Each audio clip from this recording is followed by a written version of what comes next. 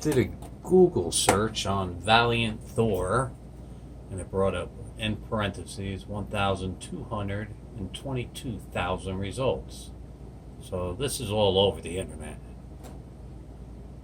And I did an image search, and there's a couple pictures of Valiant Thor. Here, this has also been called fraud, make believe, whatever, who cares. Then I did a image search on Valiant Thor, and it seems there's 23,700 videos. Alright, who is Thor? Well, obviously, type in Thor, it gives you Hollywood. Comes up, brings you the lies of Hollywood right away. Who is Thor? Thor is a mythical protector of mankind. Alright, then we bring up Valiant. Well, he used an adjective in front of Thor. The guy decided, or I'm going to be called Thor. What is Valiant? Brave, courageous, intrepid, heroic, gallant, lion-hearted, bold, fearless, daring, audacious. Alright, so that's Valiant Thor. Why did he pick that name? Well, definitely unique. One, two, it says exactly what he came here to do. Who is Valiant Thor? Well, Valiant Thor is an energy being. I went through here, and this is all garbage. There's not one energy being here, as you can see. And if we go into Google and just hit the all, energy being or an astral being is a theoretical, that's what they have, life form that is composed of energy rather than matter. They appear in myths and legends, paranormal and UFO accounts. Well, what are these energy beings?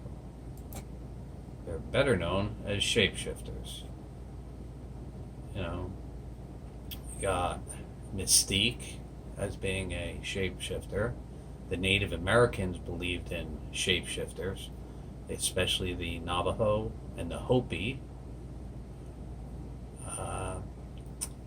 The Essenes also believed in them. If you do a Google search on the Essenes, it says they were in existence from 200 BC to 200 AD.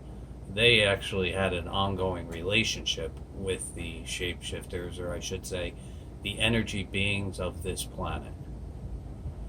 If we go all, shapeshifter. In mythology, folklore, and fiction, metamorphosis is the ability of a being or a creature to completely transform its physical form or shape. Then we come over here, we have the story of Valiant Thor, a holy stranger in the Pentagon Lodge.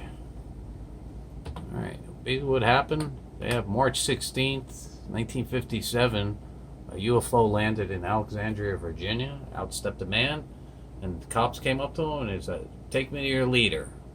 They ended up bringing him to the Pentagon, and then from the Pentagon, he made it over to the White House, on the tunnel that goes underneath the ground.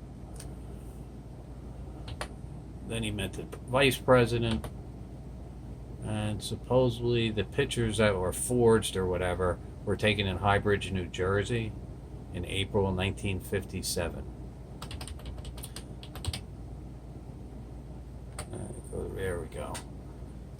This, let's get it all. There we go.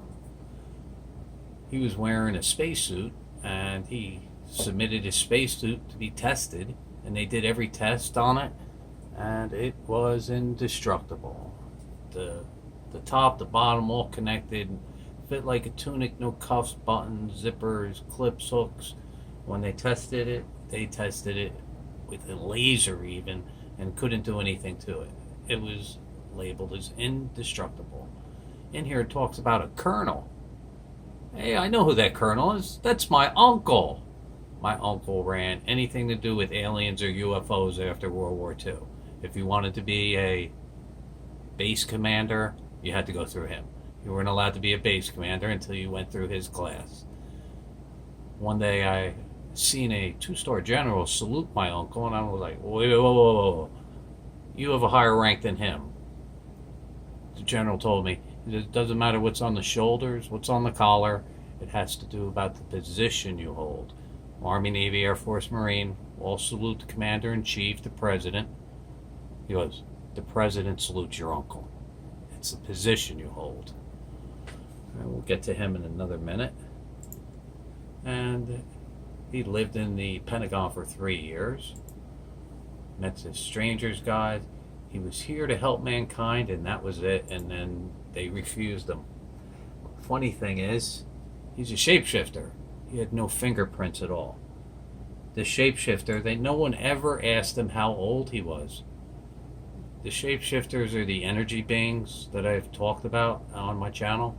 They've been here since before the Big Bang. They were assigned to all the planets. Here it talks about life on other planets. He pretty much says, yeah, you got 77 of them on this planet, and they're on every planet throughout the cosmos. Unless it's a dead planet, then they have no need to be there, and they probably get out. Another thing is that you can all communicate with each other. They use monoliths as antennas. All right. But the praise, he said, the spaceman departs. The way we have in religion, we call it God. He calls it central control. That's their name for God. All right. Let's shoot over to my uncle, Marine Lieutenant Colonel, teaches UFO officer training at Marine Corps Base, Quantico, every summer.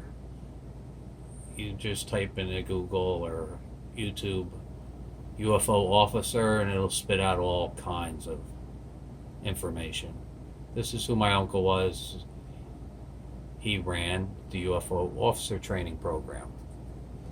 All right, let's get back to the energy beings, the 77 that are on our planet. Well, years ago, I had a dream, and in my dream, one of these energy beings came to me and said, all right, we need you to do us a favor and do a website for us, cropcirclefacts.com. You got 2 weeks to get it done. Next day, got the domain, started working on it. As you notice, they also can do snow-etched crop circles. They can even bend a tree. I have a 2-inch diameter tree that was bent in half, or sideways. Come on, for real? Yep, they can bend trees. Oh, and there's a nice big website. And I got all these pretty pictures, nice and pretty, all the different types of crop circles. They even drew an alien twice. All right. I also put up a video about them. God's 7 4.5 plus billion-year-old minions. I didn't want to put all the way back to the beginning of time because we're the aliens on the planet. They created Adam 5,777 years ago. They helped Moses and Jesus perform miracles, water to wine. I did that video. Kind of pretty cool, right?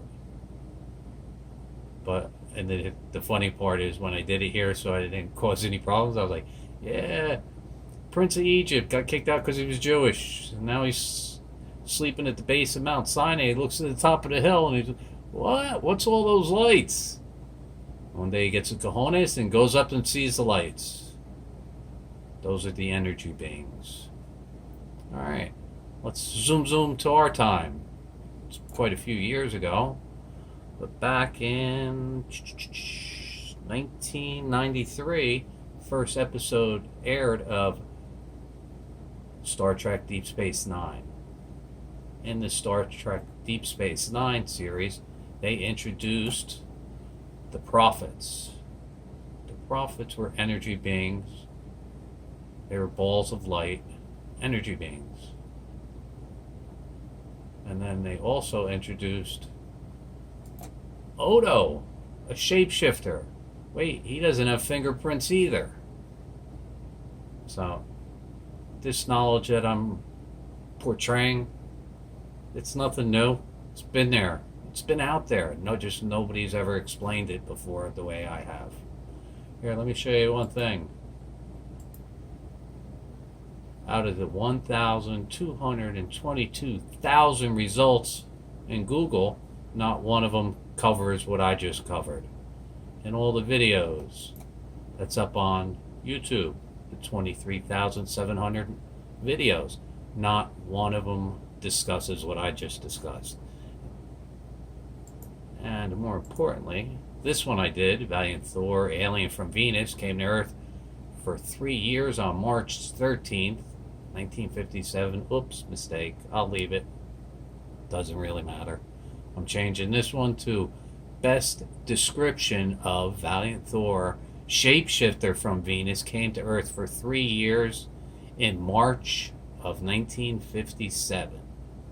And this way it'll sound a little bit better. Oh yeah, years ago, like when I filed the patent on the iPhone, somebody approached me in an email and said, well, you invented this space airplane, how are you going to feed them? Alright, I didn't say it to them, I'll say it now. If we ever want to go to space, we need to have a relationship with these shapeshifters. On TV or Star Trek, it's known as the replicator. These energy beings can feed us, they can heal us, they can turn matter into matter, one matter into another matter. So that is the future of space travel. If we want to go out to the stars, we need to make an agreement with Valiant Thor and his minions.